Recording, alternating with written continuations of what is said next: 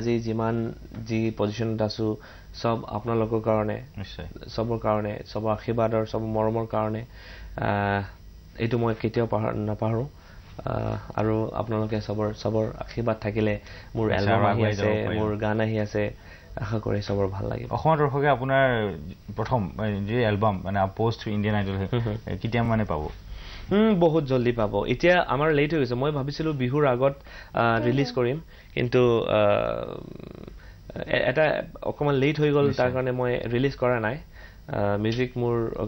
ready আছে আমাৰ গোটেই এন্টায়াৰ অফিচৰ কাৰণে লগতে সকলো দৰ্শকৰ কাৰণে আ লাষ্ট সং আপোনাৰ আজি অনুষ্ঠান যে ওকে ফৰ एवरीवन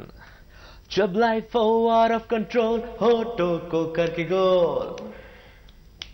होठों को करके गोल सीटी बजा के बोल